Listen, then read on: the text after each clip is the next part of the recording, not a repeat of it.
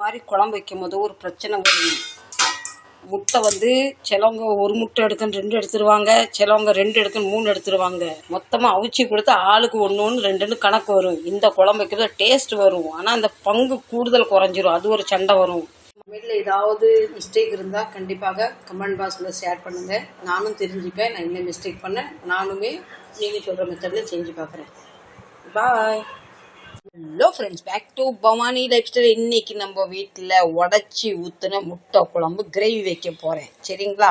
முட்டை, வெங்காயம், தக்காளி, மஞ்சள் மசாலா, தேங்காய் எல்லாம் எடுத்தாச்சு. நம்ம தேங்காய் உடைச்ச தண்ணியை குடிச்சிடலாம். நைட்டில் தேங்காய் உடைச்ச தண்ணி குடிக்கக்கூடாதுன்னு அதெல்லாம் ஒன்றும் செய்யாது. நான் குடிக்க போகிறேன். நல்லா இனிப்பு. சியர்ஸ். 5 முட்டை தான் எடுத்துருக்கேன். 2 நேரத்துக்கு, மத்தியானத்துக்கும் நைட்டுக்கும் 2 நேரத்துக்காக 5 முட்டை. சின்ன ஜீரகம், கொஞ்சமாக பெரிய ஜீரகம், இஞ்சி பூண்டு, வெங்காயம், 2 குட்டி தக்காளி, கொஞ்சமாக புளி எதுக்கு போடுறேன்னா சோத்துல ஊற்றி சாப்பிடும்போது புளிப்பு இருந்தால் கொஞ்சம் சாப்பிட நல்லாயிருக்கும். இதை நல்லா அரைச்சிக்கலாம். வெங்காயம் அரைச்சாச்சு, மசாலா அரைச்சாச்சு.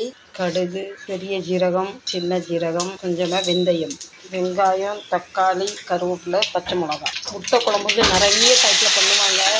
அவங்கவுங்க விருப்பம் பண்ணுற மெத்தட் மட்டும் சேஞ்ச் ஆகும். நான் இன்றைக்கி இதை வந்து எக்ஸ்ட்ரா இஞ்சி பூண்டு மட்டும் சேர்த்துருக்கேன். வெங்காயம் வேகிறதுக்காக கொஞ்சோண்டு கல் உப்பு. சிலவங்க மசாலா புளி சேர்ப்பாங்க, சிலவங்க சேர்க்க மாட்டாங்க. நான் கொஞ்சம் சேர்த்துருக்கேன். சோத்துல ஊற்றி சாப்பிடும் போது இந்த புளிப்பு டேஸ்ட் நல்லாயிருக்கும். எனக்கு வந்து புளி குழம்புல நல்லா புளிப்பாக காட்டமாக இருந்தால் நல்லாயிருக்கும். ஆனால் இவர் வந்து நிறைய புளிப்பு சாப்பிட மாட்டார், அதனால குறைய புளி சேர்ப்பேன். இந்த முட்டை குழம்புக்கு நிறைய வெங்காயம் போட்டால் நல்லா டேஸ்ட் கூடி வரும். அதனால தான் நிறைய வெங்காயம் போட்டிருக்கேன். சின்ன வெங்காயம் சேர்த்து பண்ணால் ரொம்ப டேஸ்ட்டாக வரும். ஆனால் மும்பையில் சின்ன வெங்காயம் வந்து ரொம்ப ரேராக தான் கிடைக்காதுன்னு இல்லை, விலை கூடுதல். சின்ன வெங்காயம் உடம்புக்கு ரொம்ப ஆரோக்கியமானது. சிலவங்க வந்து மசாலாவை கரைச்சி ஊற்றுவாங்க. நான் வந்து அப்படி கிடையாது. எண்ணெயில் போட்டால் வந்து நல்லா கலராக வரும், அதனால நான் கரைச்சி ஊற்ற மாட்டேன். குழம்பு வந்து எண்ணெய் பிரித்து வரும்போது நல்லா நல்லா டார்க் ரெட் கலரில் வரும். இப்படி நம்ம எண்ணெயில் போட்டு வதக்கினா நம்ம அரைச்ச மசாலா சேர்த்துக்கலாம். இந்த இஞ்சி பூண்டு ஸ்மெல் போகிற வரைக்கும் இந்த எண்ணெயில் நல்லா அப்படியே மசாலா ரோஸ்ட் பண்ணிக்கலாம். கொஞ்சமாக பெப்பர். நீங்கள் எப்படி உடச்சி ஊற்றின முட்டை குழம்பு வைப்பீங்கன்னு கண்டிப்பாக கமெண்ட் பண்ணி சொல்லுங்கள். இப்போ மசாலா நல்லா குக் ஆகிட்டு ஜாரு கழுவுன தண்ணி, இன்னும் இந்த குழம்புக்கு தேவையான 2 கிளாஸ் தண்ணி. இப்போ இந்த ஸ்டேஜில் நம்ம உப்பு காரம்லாம் பார்த்துக்கணும். குழம்பு கொதிக்கிறதுக்கு கொஞ்சம் மூடி வச்சிடலாம். வெங்காயம் அரைச்சாச்சு, நல்லா கொதி வந்துட்டு இந்த ஸ்டேஜில் முட்டை போட்டுடலாம். அதுக்கு முன்னாடி எனக்கு கொஞ்சோண்டு குழம்பு கோரிச்சுப்பேன். நான் முட்டை போட்டால் சாப்பிட மாட்டேன் பார்த்தீங்களா? இப்போ இதில் 2 கரண்டி குழம்பு எனக்கு கோரிக்கிறேன். இப்போ எனக்கு தேவையான குழம்பு கோரியாச்சு. இப்போ குழம்பு நல்லா கிண்டி விட்டுட்டு ஒரு முட்டையை அப்படி ஊற்றிடலாம். உள்ளுக்கு மேலே ஒன்று ஊற்றிடக்கூடாது, சைடில் அப்படி ஊற்றணும். கேப் விட்டு ஊற்றினா ஒன்று மேலே ஒன்று படாது. முட்டையெல்லாம் உடச்சி ஊற்றியாச்சு. இப்போ கிண்டவும் கூடாது. கேஸை சிம்மில் வச்சு தட்டை போட்டு ஒரு 10 நிமிஷம் அப்படி வச்சிருவோம். அந்த மாதிரி குழம்பு வைக்கும் போது ஒரு பிரச்சனை வரும். முட்டை வந்து சிலவங்க ஒரு முட்டை எடுக்கன்னு 2 எடுத்துருவாங்க, சிலவங்க 2 எடுக்கன்னு 3 எடுத்துருவாங்க. மொத்தமாக அவிச்சு கொடுத்து ஆளுக்கு 1 2 கணக்கு வரும். இந்த குழம்பு வைக்கிறது டேஸ்ட் வரும், ஆனால் அந்த பங்கு கூடுதல் குறைஞ்சிரும். அது ஒரு சண்டை வரும். முட்டை போடும் போதே தான் உள்ளே போச்சு. இப்போ வேக ஒரு முட்டையாக கிளம்பி எல்லாம் மேலே வருது பாருங்கள். எடுத்த குழம்புல அந்த மசாலா ஸ்மெல் போச்சான்னு தெரியல, அதனால் இன்னும் கொஞ்சம் சூடு பண்ணிக்கலாம். மசாலா ஸ்மெல் போலன்னா சாப்பிட்றது நல்லா இருக்காது. இந்த மாதிரி முட்டை குழம்பு கூட ஏதாவது கடிச்சிக்கிட்டு இருந்தால் நல்லாயிருக்கும். கடிக்கிறது இருந்தால் கொஞ்சம் வறுத்துடலாம். எனக்கு இந்த மாதிரி புளி குழம்புலாம் ரொம்ப பிடிக்கும் ஃப்ரெண்ட்ஸ். ஆனால் முட்டைலாம் போட்டால் எனக்கு பிடிக்காது. நான் சாப்பிட்டதும் கிடையாது முட்டை. மசாலா ஸ்மெல்லாம் போயிட்டு கேஸை ஆஃப் பண்ணிடலாம். சாமிக்கு சாப்பாடு வச்சிடலாம். சாமிக்கு சாப்பாடு வச்சுட்டு வந்துடலாம். நம்ம அப்பளமும் பொரிச்சாச்சு. இப்போ வாங்க எல்லோரும் சாப்பிடலாம். குழம்பு விட்டுட்டு பார்க்கலாமா? எண்ணெய் பிரிஞ்சு வந்துட்டு பார்த்தீங்கன்னா இந்த ஸ்டேஜில் மல்லி இலை நிறைய போட்டுட்டு நமக்கும் கொஞ்சம் மல்லி தண்டை போட்டுடலாம். இப்போ நம்ம முட்டை வெந்துட்டான்னு அப்படி தூக்கி பார்க்கலாம்.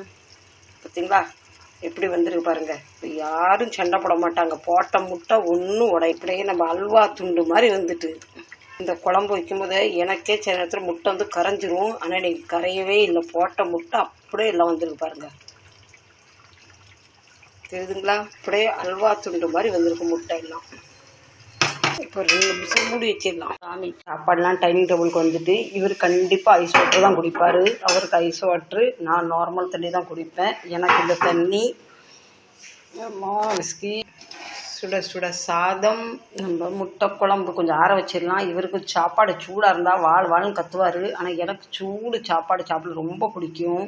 வாங்களே எல்லோரும் நம்ம சேர்ந்து சாப்பிட்லாம். உங்கள் வீட்டில் இன்றைக்கி என்ன சாப்பாடு சொல்லுங்கள். எங்கள் பிஸ்கி பொண்ணு அழகாக உட்காந்துக்கிட்டு இருக்கான். நான் சாப்பிட போகிறேன். அவர் சாப்பிட்டுட்டு ஒரு தூக்கத்தையும் போட்டார். எனக்கு எல்லாம் கிச்சன் க்ளீன் பண்ண வேலையாக இருந்தது. அவர் கூட உட்காந்து சாப்பிட்லான்னு தான் ஆசை. ஆனால் கிச்சனில் நம்ம வேலையை விட்டுட்டு வந்து எனக்கு எப்படி ஃப்ரெண்ட்ஸ் சாப்பிட்ட உடனே தூக்கம் வந்துடும். அதனால தான் நான் சாப்பிட்றதுக்கு சோம்பேறிப்படுவேன். நான் எப்பவும் சாப்பிட்றதுக்கு முன்னாடி ஒரு உருண்டை சோறு எடுத்து இப்படி ஜன்னலுக்கு வெளியே வச்சிருவேன், நம்ம இறந்தவங்கள நினச்சி. ஃப்ரெண்ட்ஸ், நீங்கள் சாப்பிட்டீங்களா? உங்கள் வீட்டில் என்ன சாப்பாடு சொல்லுங்கள். நான் எப்போவுமே சாப்பிட்றதுக்கு முன்னாடி சாமிக்கு சாப்பாடு வைப்பேன். நான் சாப்பிட்றதுக்கு முன்னாடி நம்மளை விட்டுட்டு போனவங்க நினச்சி ஒரு வாய்ச்சோறு வைப்போம், வாங்க சாப்பிட்லாம். நான் எப்பவும் சமையல் பண்ணும்போது உப்பு மிளகா காரம் எதுவும் பார்க்க மாட்டேனா. ஏன்னா நான் சாமிக்கு சாப்பாடு வைக்கணும். பின்ன நம்ம முன்னோருக்கு நினச்சி ஒரு உருண்டை சோறு வைப்பேன். அதனால் எப்போவுமே உப்பு காரம் நான் போடுறது கரெக்டாக வரும். வாங்க சாப்பிடலாம். இந்த குழம்புல இன்னும் கொஞ்சம் புளிப்பு போட்டுக்கலாம், இன்னும் கொஞ்சம் உப்பு போட்டுக்கலாம். ஆனால் இதுக்கு புளிப்பு பிடிக்காது பார்த்தீங்களா, அதனால் நானுமே அப்படி எடுத்துட்டேன்.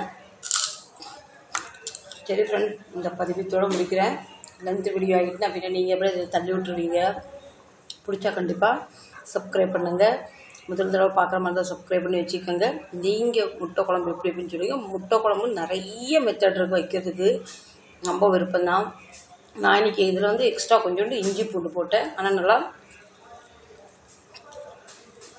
வேறு லெவல் டேஸ்ட்டில் இருக்குது, சூப்பராக இருக்குது. நான் சூப்பராக இருக்குன்னு சொல்கிறது நீங்களும் செஞ்சு சாப்பிட்டு பாருங்கள்.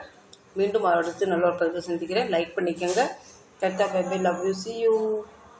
தமிழில் ஏதாவது மிஸ்டேக் இருந்தால் கண்டிப்பாக கமெண்ட் பாக்ஸில் ஷேர் பண்ணுங்கள். நானும் தெரிஞ்சுப்பேன். நான் என்ன மிஸ்டேக் பண்ணேன், நானுமே நீங்கள் சொல்கிற மெத்தடில் செஞ்சு பார்க்குறேன்.